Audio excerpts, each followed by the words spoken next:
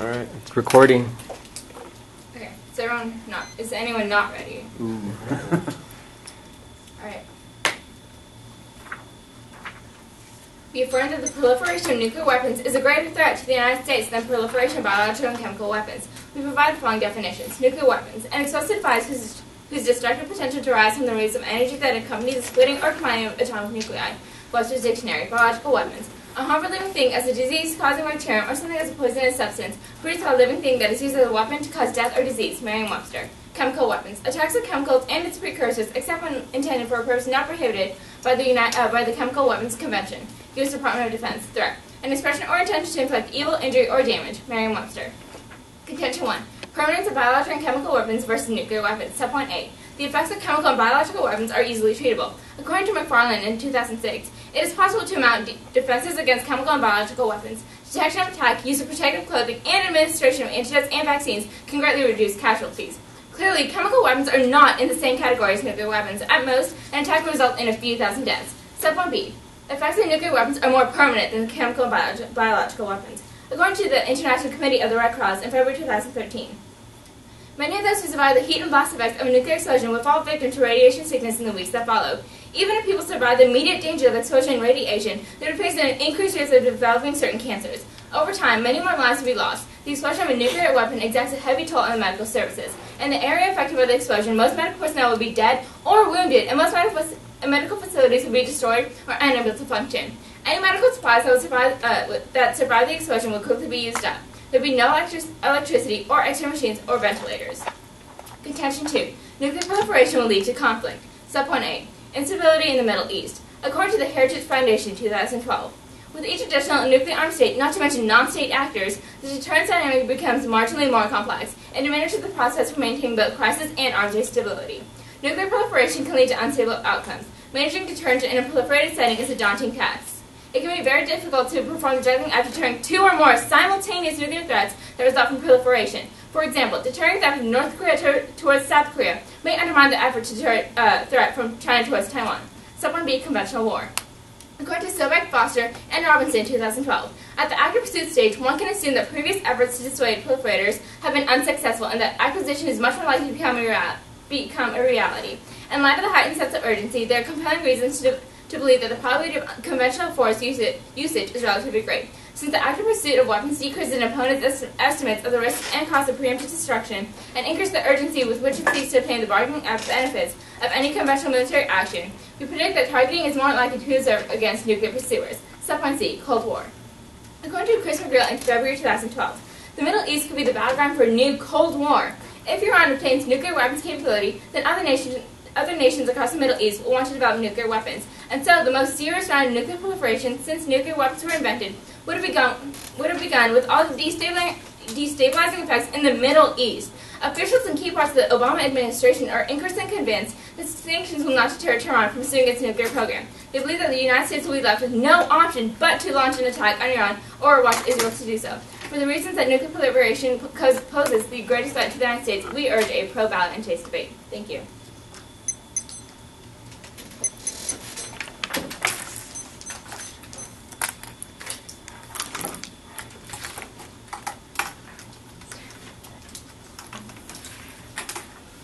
Okay, is anyone not ready?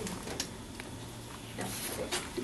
We negate the proliferation of nuclear weapons is a greater threat to the U.S. than proliferation of biological and chemical weapons. According to the General Assembly, nuclear proliferation is the spread of nuclear weapons, applicable technology, and information to nations which are not recognized nuclear weapon states under the NPT. Biological weapons are disease-producing agents utilized as weapons against humans, animals, or plants. Chemical weapons are chemical compounds, usually toxic agents intended to kill or injure. Contention on accessibility. 2013 BBC News states that a stockpile of approximately 1,000 tons of chemical weapons are stored in some 50 different cities in Syria. Syria's chemical warfare capability is known to be in a state of readiness and therefore likely a greater threat than any nuclear capability it may have. Syria's chemical warfare can be delivered on a variety of platforms. The NBC in 2013, June 14, states that the U.S. and its allies have concluded that the government of Bashar Assad has used chemical weapons in Syria's protracted civil war, leading Obama to broaden aid, including military support to opposition rebel groups. This intelligence community concluded with high confidence that the Assad regime had used chemical weapons, including the agent Syrian, on a small scale against the opposition multiple times in the last year. It's important to note that both the political and the military opposition that will be and is receiving U.S. assistance.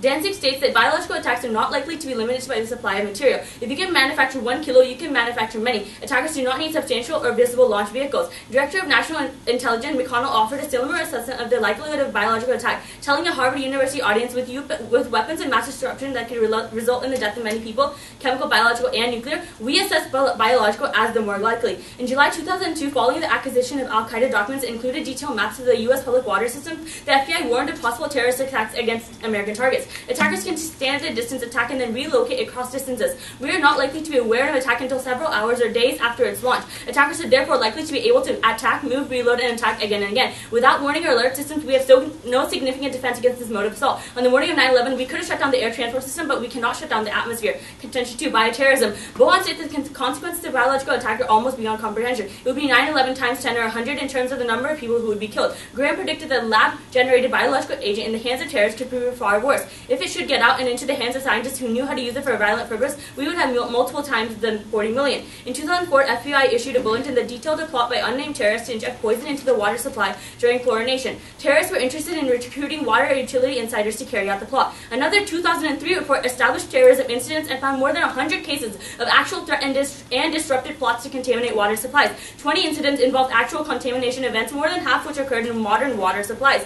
Danzig also states that biological weapons can also achieve mass destruction by attacks on our economic system. We also have very limited assets for what is presently our most effective means of decontamination, producing and sparing chlorine dioxide gas. An analysis is calculated that with present technology and engaging all assets, the cleanup of an aerosol dissemination of 1 kilo of bee anthracis over Manhattan would take 42 years.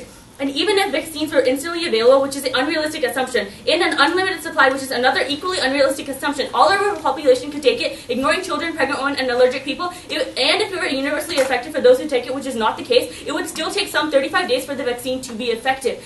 Over the past 25 years, the biotechnology revolution has made increasingly powerful technologies more widely available and at lower cost. Many previously tedious and labor-intensive processes have been simplified or even automated, decreasing the personal and financial requirements for a biological weapons program. Barrett and Bohr state the United States is a relatively open country with porous borders, autonomous states, and a highly mobile society. These characteristics have contributed significantly to the nation's economic well-being and way of life. They are also the features that make the United States particularly vulnerable to a bioterrorism attack.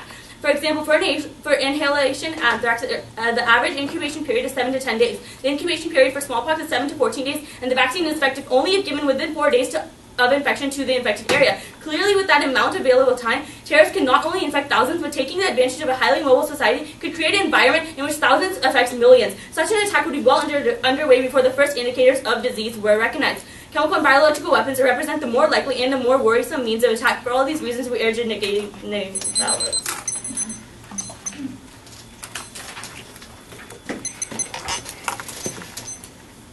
Would you like that? No.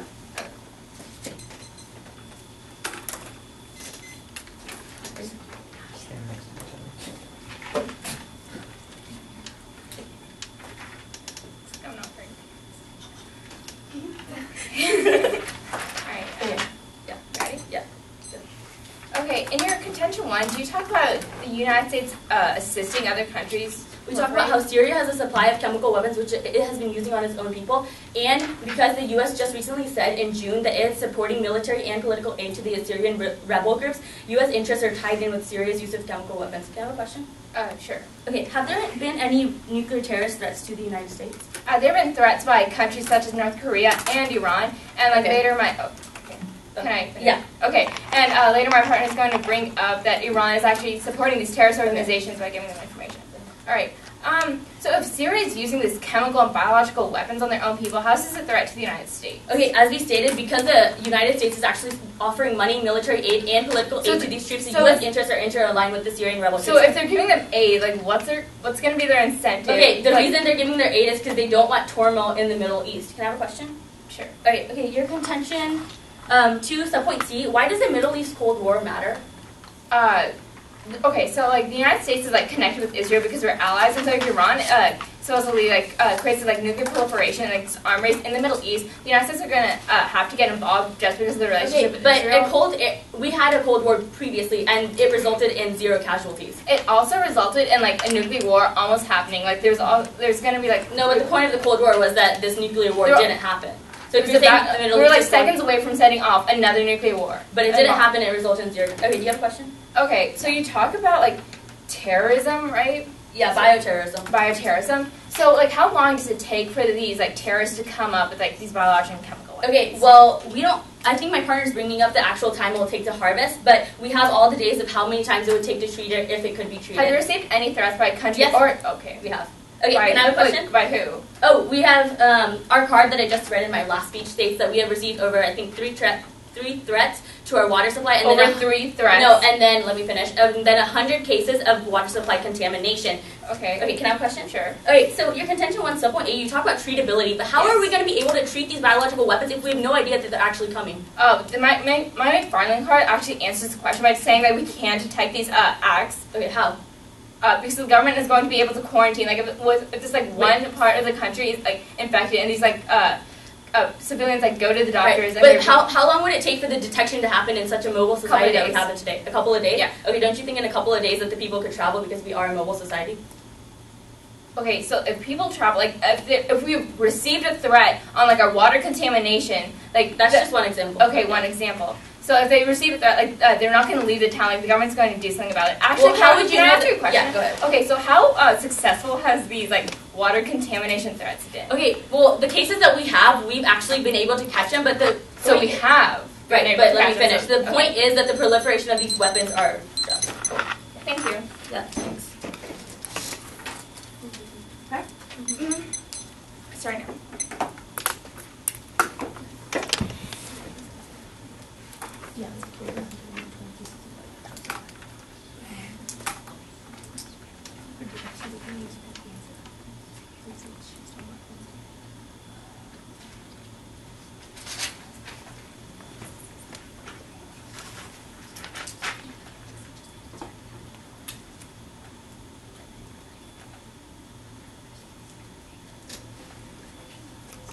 Used.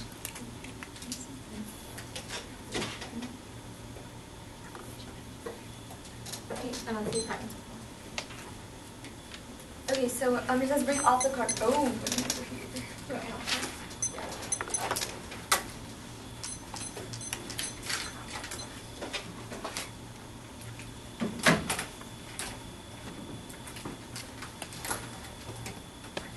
Alright, so just as a brief off the clock roadmap, I'm going to be just... Stop.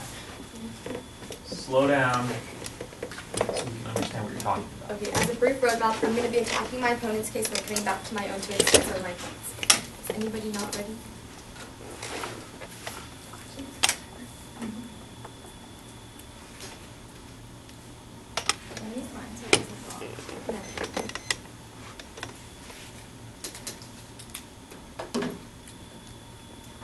Okay, so first let's start off with framework. My opponents didn't really give us any framework, so we can just default to magnitude because we can look to the fact that when we look to nuclear proliferation and nuclear war, we can see that more people are going to die, and what it automatically comes down to is just how many deaths or how many lives we can save when it comes to United States citizens. Now let's go to my opponent's first contention, which talks about accessibility and how there's like these stockpiles in Syria, but we can also look to the fact that there's stockpiles in Russia and Pakistan, according to Joshi and Sharad, that are completely unarmed and they're unsecure, and there actually have been about 419 cases of smuggled or stolen nuclear materials from these two arsenals alone. And so we can look to the fact that not only is there like one arsenal that people are stealing from, but there's actually two, which increases the threat of like terrorists to come and attack us because they have accessibility to these weapons. Now we can also go down to the fact that talk about how like Syria is using these biological and chemical warfare against their own people, but we're also aiding them, and so they have no like incentive to come and like use these exact same like methods of war against us because we're actually like aiding Syria. And also they never like actually give you like a clear reason, like going to their contention too, they talk about like this water contamination, but we did catch them, as my opponent conceded in Crossfire. So we obviously have like this detection system that we do talk about in our first contention, and not only that, but nobody died. There have been no deaths. The like most recent attack was in 2001, which was anthrax, and about 5 people died, and that's it. But the most recent like nuclear attack was on Japan, Hiroshima, and Nagasaki, and it killed more than 100,000 people combined. And like with the technology and the way that it's like come along so far, we can see to the fact that it will kill more people if dropped with in today's world. We can also look to the fact that when they talk about how easy it is to make these weapons, I have a card here that says that it would take 18 years for a basement-sized operation to produce more than 2 tons of sarin gas, which would be necessary to kill 10,000 people, assuming that sarin was manufactured correctly at its top lethality.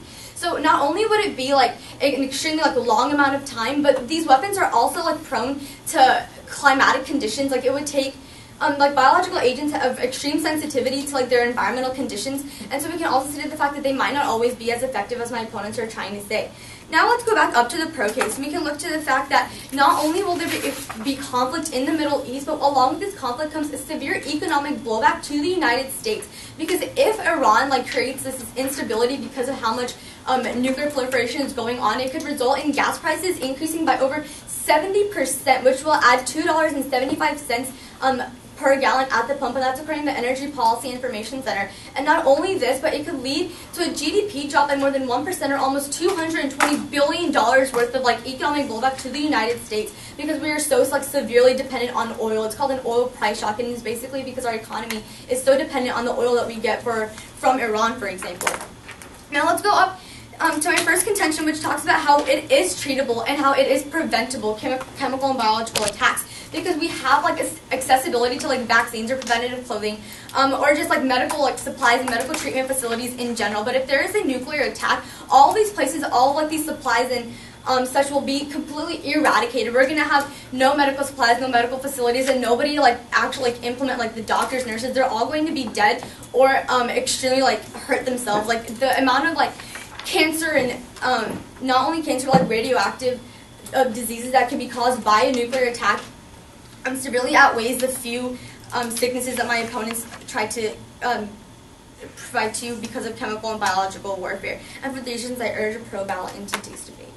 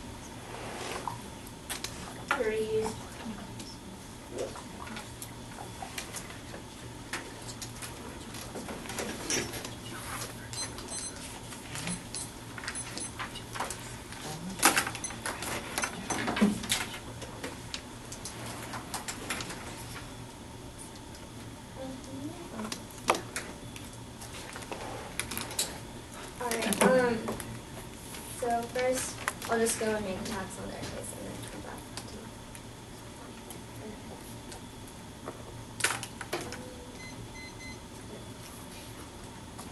Everyone ready? Okay, so first we look to how they talk about how you can prevent things from biological and chemical weapons from having an effect, and it's treatable because we have vaccines. However, we have a card from the American Medical Association that states that although vaccines exist, they are not available for widespread use for many of the diseases caused by biological warfare. Then they also go on to say that you can wear protective clothing. However, if water is being polluted with biological and chemical weapons, then protective clothing will not protect you from that. Also, if food is contaminated by these chemical and biological weapons, none of these things will be able to protect you. So that part has to be dropped. Then you look at their subpoint B of permanency and how they talk about the medical facilities will be gone. However, with the spread of different diseases and how it's undetectable, more people will be killed before, with how it's undetectable, people will be going in and to different medical facilities, and they won't know how severe their disease is, and it will infect more people. Think about how many times one person touches a common door handle or a common faucet. Just those things will continue to spread and proliferate the biological diseases that come from the release of biological weapons. Then moving on to their second contention of conflict. They talk about instability in the Middle East, and they say that's coming from states and non-states. However, they are not able to provide examples of an actual threat from a terrorist organization to the U.S., where we have the card that my Partner read in her speech said from 2003 that we were able to stop, that we caught over 100 threats and plots from terrorist organizations going to water contamination. And the reason that they were caught is because we caught the terrorist organizations at the source before the plan was implemented. We were not able to stop the weapon itself. So moving on to the subpoint B about conventional war, we have a card here from Gas Tech from 2010 that says that war and peace are conditioned on the nuclear secrecy or on the nuclear uncertainty, not on the proliferation of nuclear weapons. So here you can see that just the nuclear weapons proliferating does not actually cause the war. Then on to their subpoint C about Cold War. Well, Cold War does not actually result in any deaths. As you can see from the Cold War just between the U.S. and the Soviet Union, there weren't any real deaths that occurred. We might have almost been on the brink of nuclear war, but it did not happen. So you cannot look to this as being a major threat. Then now, moving back to our case and why it's stronger. So first of all, you look to Syria. And what we were saying here is the reason why it is a threat to the U.S. is because the Syrian government is using chemical weapons against the Syrian rebels. And the U.S. is actually providing military aid to the rebels. So our soldiers will be hurt because we are helping the people that are being harmed by the chemical weapons. That is why it is a major harm to the U.S. And that is because chemical weapons have been spread to Syria, and they're continuing to go in and be spread more. Now, moving on to our second contention about bioterrorism. What we're saying here is that there are so many different ways for terrorist groups to contaminate our food sources, our water sources, and just the air. We have from the Nuclear Threat Initiative from 2011 saying that experts at a conference on agroterrorism say it is growing more difficult to safeguard consumers here from food that has been accidentally or deliberately contaminated. While new U.S. regulations and enhanced monitoring by domestic food suppliers of their new products have addressed the potential for such attack, threats remain from food sources imported to the country, and approximately 1/2 of U.S. food supplies comes from other nations. So if other nations are getting biological and chemical weapons, and then they're able to contaminate food sources that are coming here, and that is a major threat to U.S. lives. So you have to look towards the con ballot today.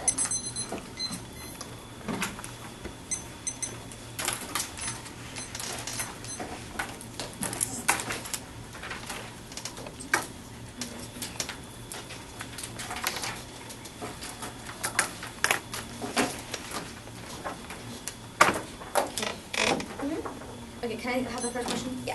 Okay, so you talked about how like half of food supply comes from other nations, but what are these other nations? Because the only threat that we really have is like the Middle East. Because they're the only. How are they the only threat that we have? Okay, so what other countries? That's what I'm asking. That's my question. Like, what country does our food come from? That's like a major threat to the United States. Well, okay. So what you can see here is that contamination can if we can't look just to the Middle East because the spread of chemical and biological weapons would be going everywhere, right? But why would they have a reason to attack us? I'm asking, like, which countries are you citing as half of our food supplies come from? Doesn't cite any specific countries where it's coming from, but I mean, if half of our food supplies come from other nations and the chemical and biological weapons are being spread there, then there is more of a chance that it'll be contaminating our food. Okay. Can I ask you a question? Yeah, sure. So in your card in your first contention for subpoint A, so how does it detect, how can you detect the biological and chemical weapons? Okay, well, if for example, if you see a whole town or a whole city of people going to their doctors complaining about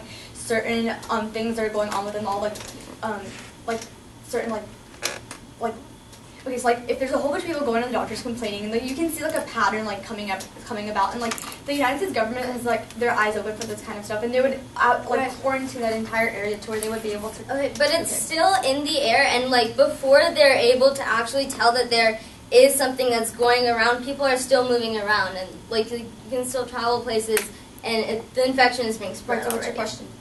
Right. Okay. So I'm saying, well, yeah. I guess I didn't have a question. Okay, so now can I ask you a question?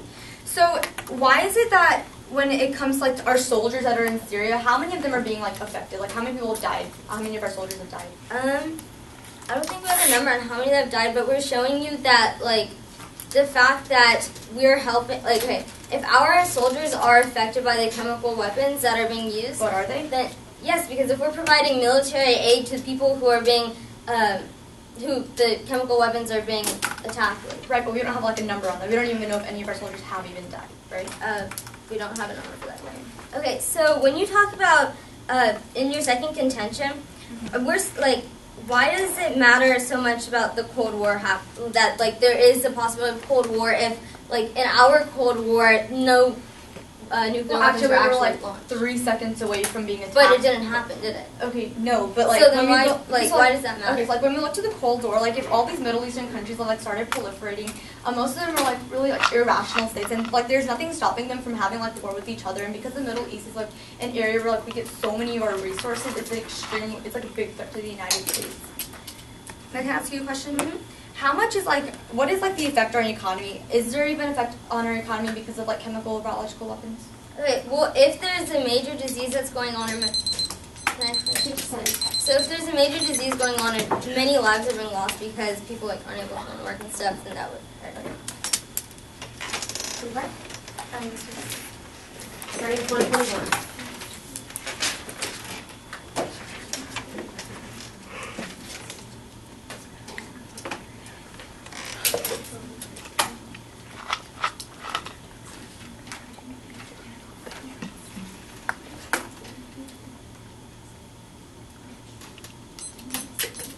One.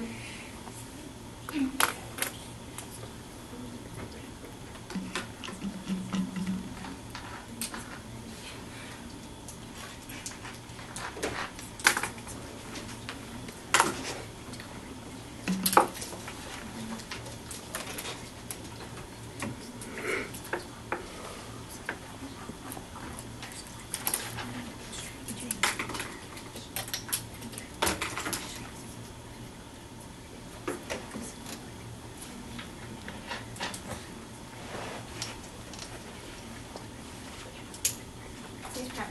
20 seconds remaining.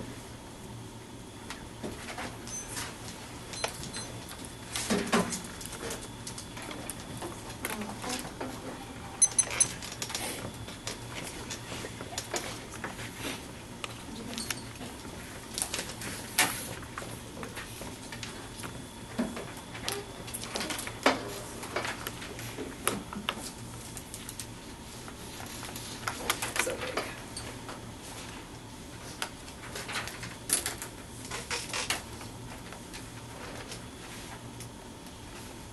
Is anyone not ready?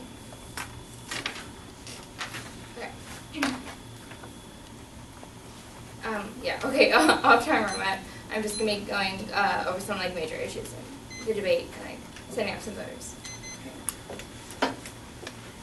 So starting off with the framework of this debate, they concede to the fact that we have to look towards magnitude. So this is what you're going to be weighing in today's round. A second of all, their entire like Syria argument is that Syria is going to attack the United States. But once again, they don't give any like warranted link or like warranted threat as to like why Syria is going to send these biological or chemical weapons over to the United States. So once again, like you cannot evaluate this impact. But instead look to the nuclear war that we had and how many deaths it caused, which once again like we win magnitude. Further on, look towards their entire contention too, which has got like unrefuted in today's debate. The instability this caused, like the arms race in the Middle East is going to like tie back to the United States, and then we're going to be sucked in because of our relationship with Israel, like I explained further earlier in this debate.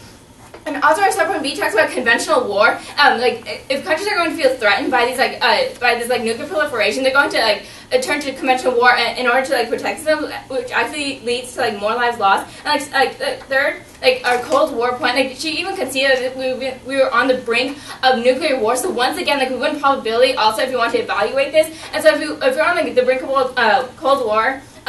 Nuclear war is going to be what's going to be evaluated. Also on the two examples they give, water contamination and food supply, and also the anthrax attack in 2001.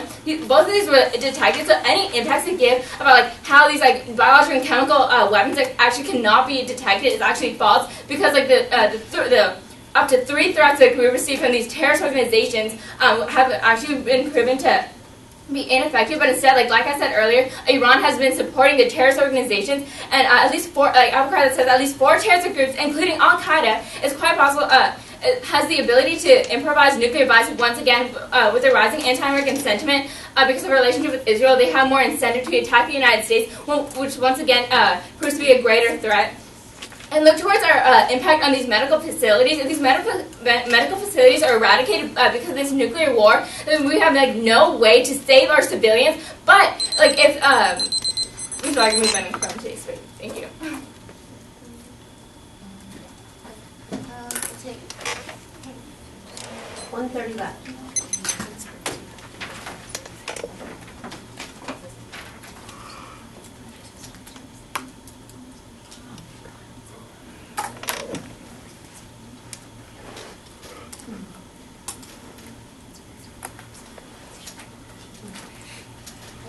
we have a minute and seconds remaining.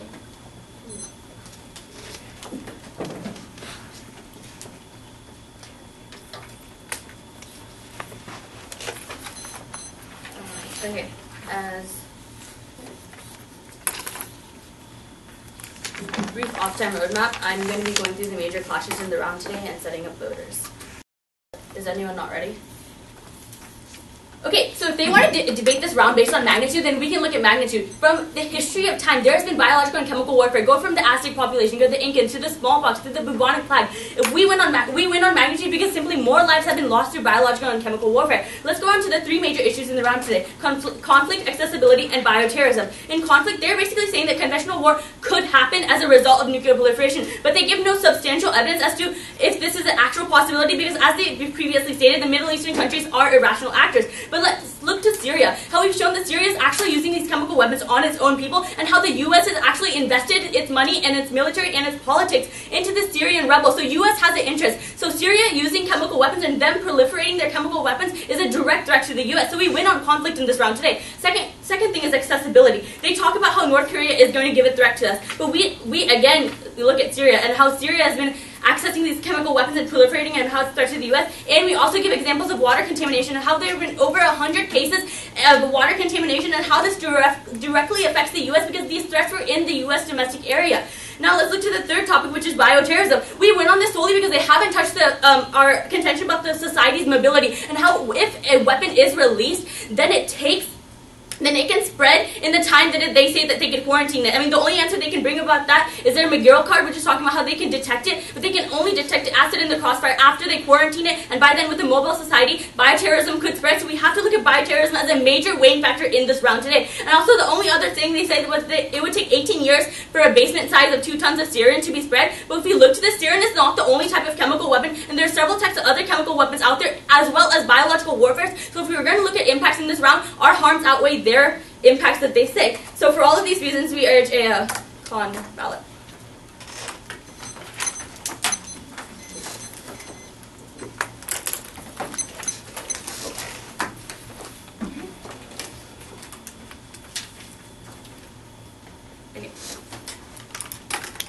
Okay, can I have a question? So you talk about like empirics now, like moralizing laws, like we use like the Aztecs and stuff, but like was that over like a long period of time, right? Like, okay, so like, but then we cited that like in like one bomb being dropped, it cost like over 100,000 lives being lost. Like, how are you even going to win? Okay, but first of all, the bomb being dropped, that was one impact, but we're showing how over time the multiplicity of these biological and chemical attacks are more relevant. So there's more attacks caused from these attacks. That's why we have to wait a minute. Can I have a question? Okay. All right, thanks. How many Middle Eastern countries have been proliferating? Like, are currently proliferating? Yeah. Well, like the ones that are the biggest threats to us are obviously like Iran. Wait, so how many? We didn't count the number of states that are proliferating. Do you think that all of the states in the Middle East are proliferating, the countries? Can you ask me, like, can you tell me how this is relevant to the topic? Well, I can get there. I mean, are all the countries in the Middle East proliferating or not? I mean, a lot. Like the Like a Middle lot? East is like extremely secretive. Like we don't know like exactly what's going on in every single Alright, region. you have a question. Okay. Wait, no, can you tell me how it's relevant to the topic? Okay, so we're showing that you're saying that basically Middle Eastern countries gaining this nuclear proliferation is going to lead to conventional war. You specifically talk about Iran. Okay, so like Iran is this. Okay, that's what I was wondering. Okay. Okay. Can I have a question? Yeah. Okay, so you keep citing like Syria, but is there any like direct like link from like Syria like to come to the United So States? I think y'all like misinterpreted this. We're not saying that Syria is going to attack the U.S. What we're saying is that like just recently the U.S. is providing military forces like to help the Syrian rebels. And the Syrian government is using the chemical weapons against the rebels. So the U.S. is protecting its allies, and because the U.S. is investing money. Can I see a card like showing like? Yeah, in your prep you can see it. Is it on what? In your prep. Oh, okay. So can I ask a question then? Yeah. Okay, so you say that Al Qaeda like has the ability to like drop a nuclear bomb or something on us, But do you have any evidence of like there actually being threats or plots for this to The happen? terrorist organization isn't going to come up to the United Right, States but and be like, we hey, were I'm gonna attack you with my biological and chemical weapons.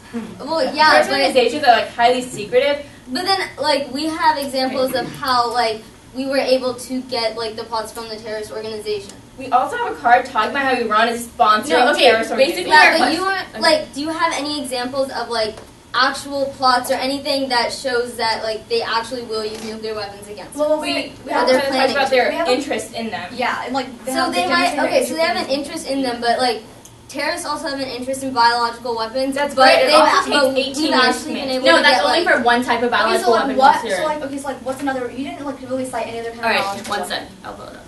Okay, so like while you're pulling it up, can we talk about economy for like really quick? Like, you still like haven't like refuted our entire economy Okay, argument. because like, economy is not going to be based in this round because what we're looking to is actually lies and like an actual threat to the U.S. And if you want to look at economy, Wait, why economy are we is, only wait looking one at sec. lies? Economy is a secondary threat as opposed to lies. Okay.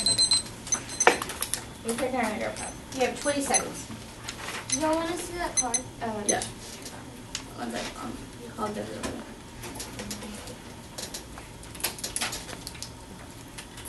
It's like the top one and scroll down to something.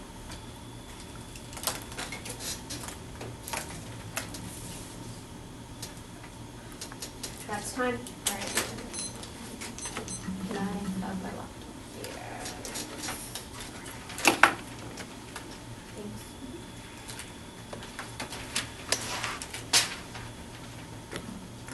Okay, so just as a brief roadmap, I'm going to be giving you a couple of voting issues as to why you are going to vote pro in today's debate. Everybody ready? Or not? Okay, so let's start at the top of the floor where we talk about economy, which has gone majorly like unrefuted in today's entire round. We can look to the fact that it will cost our economy about $220 billion just by Iran proliferating and like gaining access to this nuclear weapon, because it would create so much instability. It would like directly impact like oil prices. Now let's move on to the fact that there will also be conventional war, which from our subpoint B in our contention 2, which has also gone unrefuted. We can look to the fact that there will be like preemptive strike if countries are feeling this heightened sense of urgency when they look like all the countries around them that are proliferating. And if there's like preemptive war and Israel is attacked, for example, the United States would have to get involved, which would lead to like the lives of our military being lost and also like back to money. And now let's go back to like the impact on the column. They keep talking about like water contamination and food contamination. Only they even like conceded themselves that all these threats had been detected first, and second, like nobody died. And like the only example they cite was Syria, in which 5 people died, but we cite the Hiroshima and Nagasaki, like over 100,000 people died. So not only do we have a bigger economic impact, but also like a bigger impact when it comes to lives.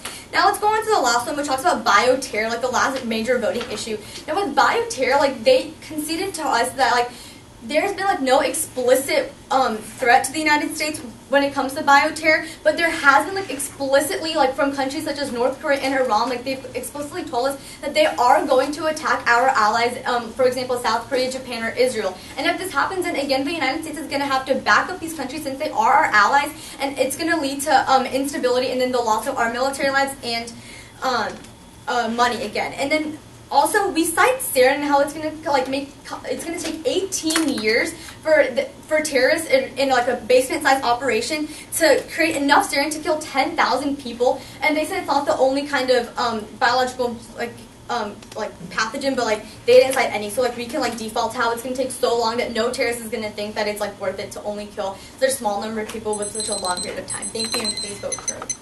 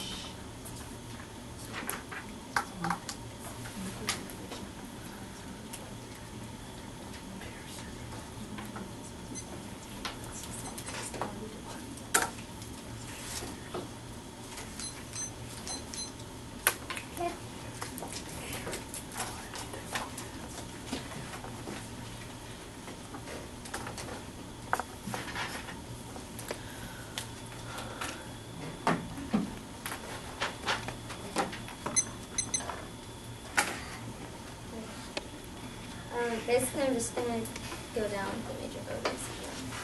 Is everyone ready?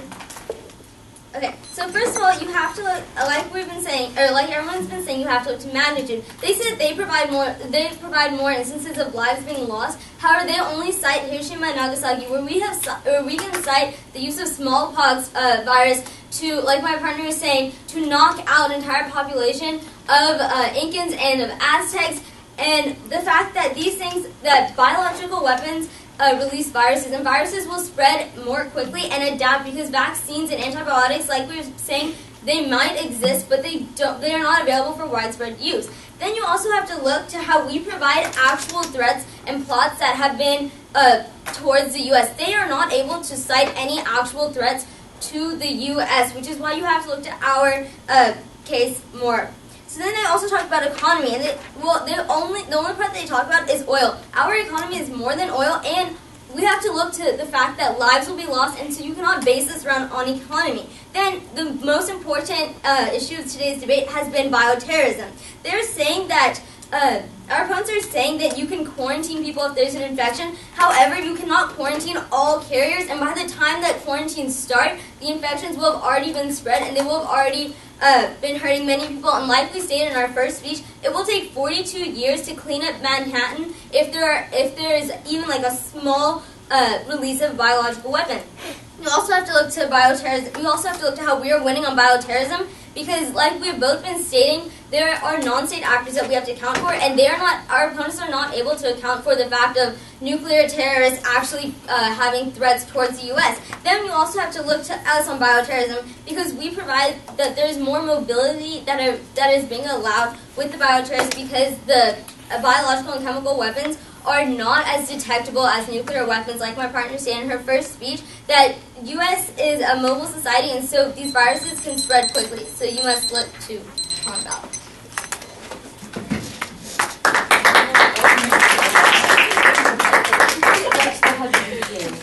Stop laughing while it moves. These are just sweet meat.